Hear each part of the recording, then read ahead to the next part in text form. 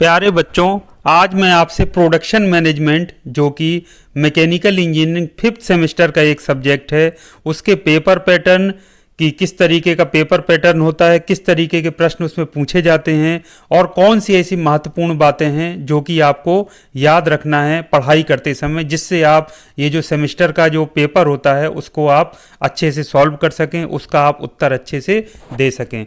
तो आइए बच्चों, शुरुआत करते हैं। आप जैसे कि स्क्रीन पर देख पा रहे हैं, अभी आपके सामने पेपर खुला हुआ है प्रोडक्शन मैनेजमेंट का। तो आप देखिए यहाँ पर ये प्रोडक्शन मैनेजमेंट इसका सब्जेक्ट का नाम लिखा है, कोड नंबर है इसका 2298, मैक्सिमम मार्क्स 50 है और ये जो टाइम है 2.5 घंटे ही है। उसके बाद नोट्स की बात कर लेते हैं। तो बच्चों 3 नोट सभी में लिखे रहते हैं। अटेम्प्ट ऑल क्वेश्चंस यानी सभी प्रश्न करने हैं।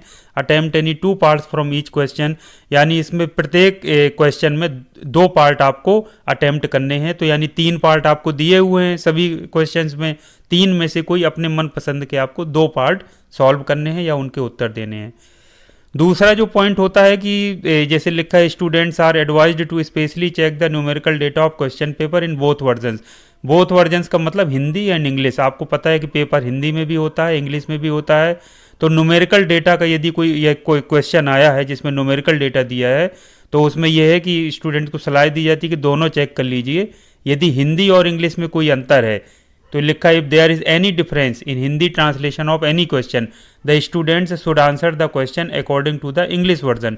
कह रहे हैं यदि हिंदी वाले ट्रांसलेशन में कोई भी डिफरेंस है या अंतर है तो आपको जो उत्तर देना है वो इंग्लिश वर्जन के हिसाब से देना है। और तीसरा है आपका, use of pager and mobile phone by students is not allowed. तो परीक्षा में पेजर और मोबाइल फ़ोन का इस्तेमाल अलाउड नहीं होता है या उसकी अनुमति नहीं होती है, ये आप जानते ही हैं। तो सबसे पहले हम देख लेते हैं क्वेश्चन नंबर 1 की हम बात कर लेते हैं। तो बच्चों आपसे बताया 50 नंबर का प्रश्न है, तो प्रश्न पत्र है पूरा। तो क्वेश्चन नंबर 1 2 3 4 5 प्रश्न है, प्रत्येक 10-10 नंबर के हैं। तो प्रत्येक क्वेश्चन में यानी क्वेश्चन नंबर 1 में 3 पार्ट दिए हैं, 2 करना है, यानी एक क्वेश्चन 5-5 नंबर का आपका है। सीधे सीधे इसी तरह से क्वेश्चन नंबर 2 में है, 3 में है, 4 में है और 5 में है।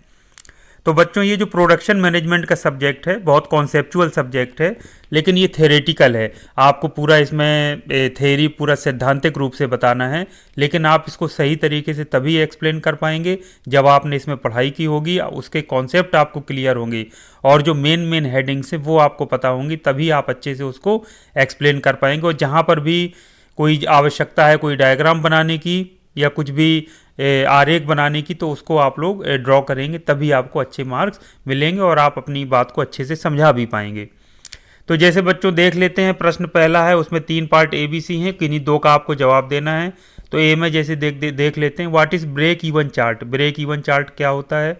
Mention its usages in industries. Industries में इसके यूजेस को मेंशन करिए या दर्शाइए।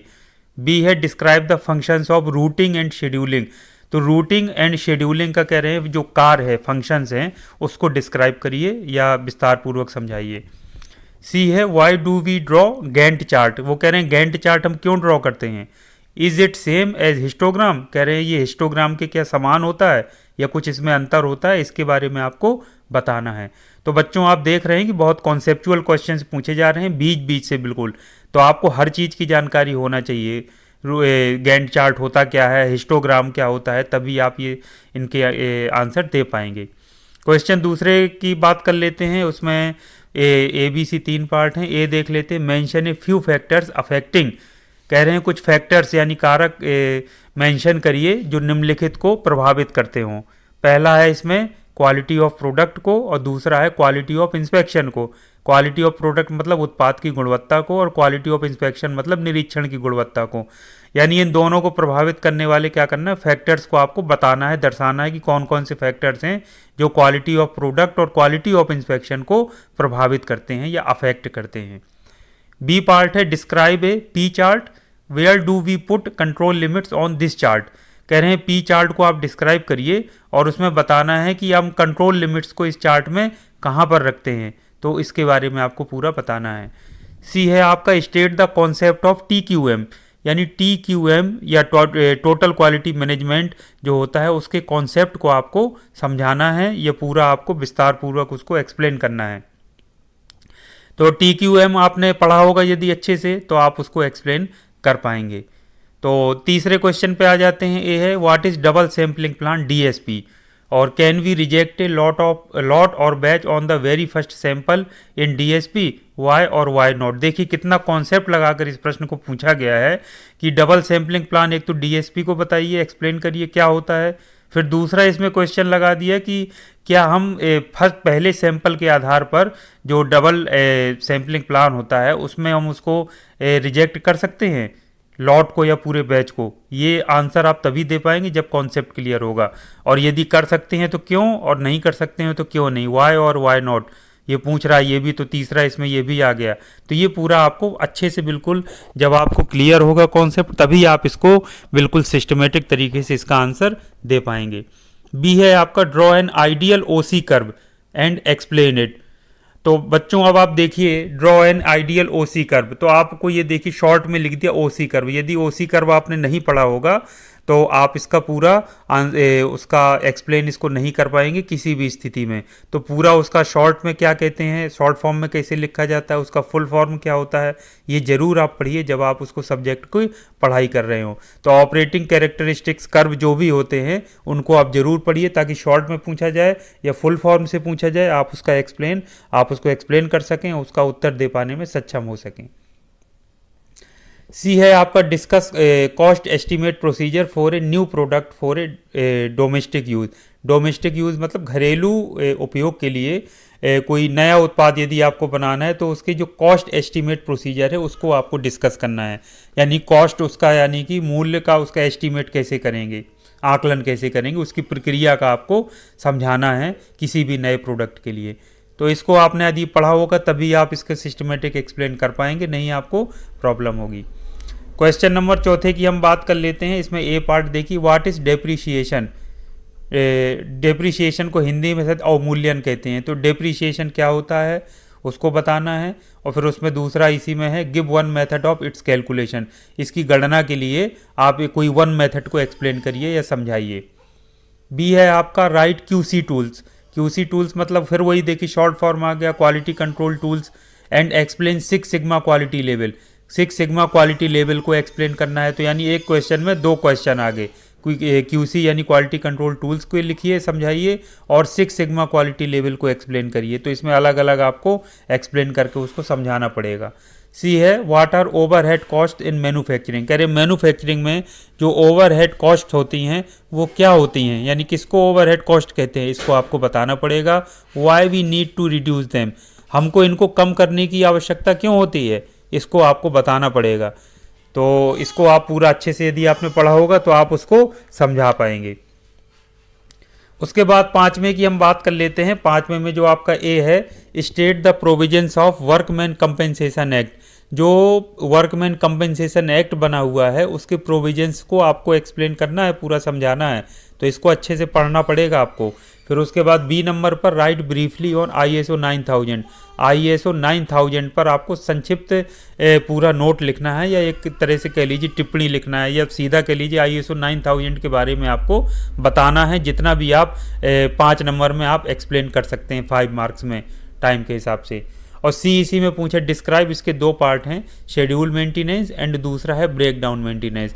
तो ये डिफरेंट टाइप्स के जो मेंटेनेंस होते हैं वो आपने यदि पढ़े होंगे तो उनमें से देखिए 2 पूछ लिए हैं। एक तो शेड्यूल मेंटेनेंस क्या होता है और ब्रेक डाउन मेंटेनेंस क्या होता है। तो यदि पढ़े हैं आपने तो कॉन्सेप्ट क्लियर है तो आप उसको अच्छे से एक्सप्लेन कर पाएंगे।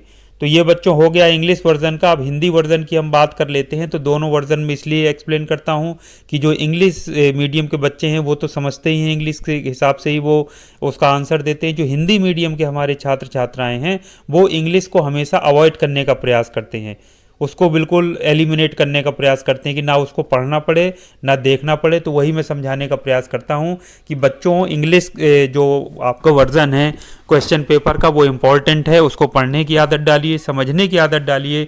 और जो मैं आपको बताता हूँ हिंदी के क्वेश्चन पढ़ के बताता हूँ कि इंग्लिश में देखिए बच्चों जैसे जो टर्म लिखा था उसको हिंदी में भी वैसे का वैसे लिख दिया है।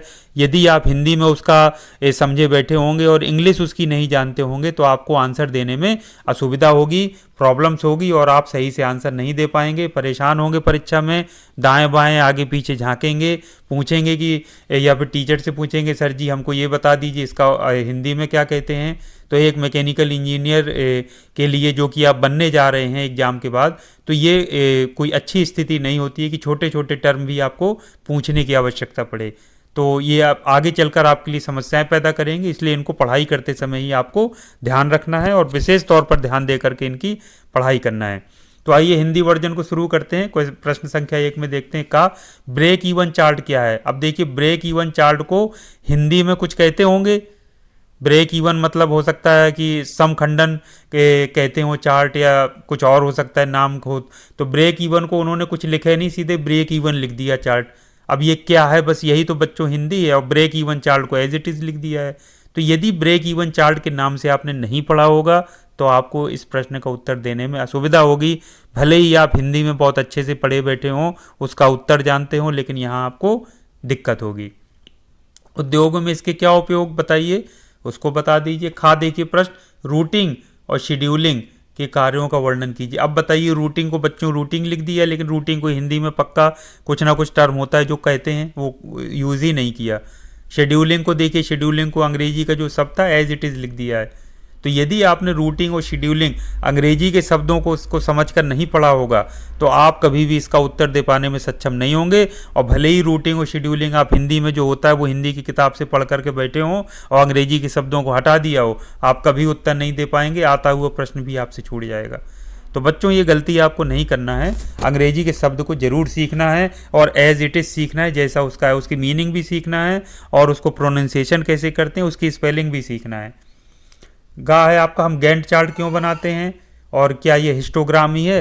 गैंट चार्ट को बच्चों गैंट चार्ट लिखा है, हिस्टोग्राम को हिस्टोग्राम लिखा है, तो एज इट इज़ ही आपको उसको पढ़ना पड़ेगा, पढ़ाई करते समय उसको सीखना पड़ेगा, तभी आप अच्छे से इसका जवाब दे पाएंगे। अगला है आपका प्रश्न दूसरा, निम्नलिखित के कुछ कारक बताइए। तो जैसे पहला है उत्पादन की गुणवत्ता, चलिए बहुत अच्छी बात, हिंदी में लिख दिया। निरीक्षण की गुणवत्ता, इसको हिंदी में लिख दिया। है आपका पी चार्ट की विवेचना कीजिए, ठीक है। इस चार्ट पर कंट्रोल सीमाएं कितनी रखी जाती हैं। अब बच्चों देखिए कंट्रोल सीमाएं, कंट्रोल मतलब नियंत्रण सीमाएं पढ़े बैठे होंगे आप, तो उसमें कंट्रोल सीमाएं पूछ ले, मतलब कंट्रोल मतलब नियंत्रण होता है, तो इतना आपको पता होना चाहिए कि वो नियंत्रण सीमाओं को ही कंट्रोल सीमाएं कह रहा है, या हो सकता है सीमाएं की जगह वो कंट्रोल लिमिट्स ही लिख देता। तो बच्चों ये सब छोटे छोटे जो टर्म हैं वो आपको इंग्लिश में ज़रूर सीखने पड़ेंगे, उनको इग्नोर आप नहीं कर सकते और ना ही आप उसको करना चाहिए। बात कर लेते हैं तीसरे पार्ट की, टी क्यू एम के कॉन्सेप्ट की विवेचना कीजिए। अब आप देखिए टी क्यू एम को टी क्यू एम ही लिख दिया, तो फुल फॉर्म मैंने बताया था कि कई बार फुल फॉर्म आप पढ़े बैठे हो, शॉर्ट में पूछ लिया, अब उसको फुल फॉर्म बताइए, पूरा एक्सप्लेन करिए। कॉन्सेप्ट को देखिए, कॉन्सेप्ट लिखा है। तो बच्चों ये सब चीज़ें समझिए कि कॉन्सेप्ट से क्या मतलब है, क्या हमको बताना है। शॉर्ट फॉर्म में लिखा है तो उसका क्या मतलब है, कैसे एक्सप्लेन करना है, ये सारी चीज़ आपको पहले से मालूम होना चाहिए। अब बच्चों बहुत महत्वपूर्ण देखिए, तीसरे का हम क्या देखते हैं, डबल सैम्पलिंग प्लान क्या है। अब बच्चों डबल सैम्पलिंग प्लान डीएसपी जैसा उसमें इंग्लिश में लिखा था वही सेम टू सेम लिख दिया, क्या है, बस यही तो हिंदी है।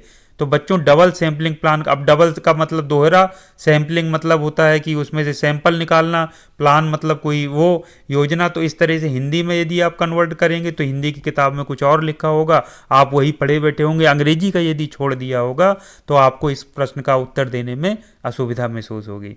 तो बच्चों अंग्रेजी का शब्द जरूर सीखना है, हिंदी भी सीखिए लेकिन अंग्रेजी में उसको किस तरह से बोलते हैं जरूर सीखिए, उसका बढ़िया से मीनिंग उसकी, और उसका जो पूरी के पूरे जो टर्म हैं, जो उसका किस तरह से उसको लिखा जाता है, वो जरूर उसको सीखिए।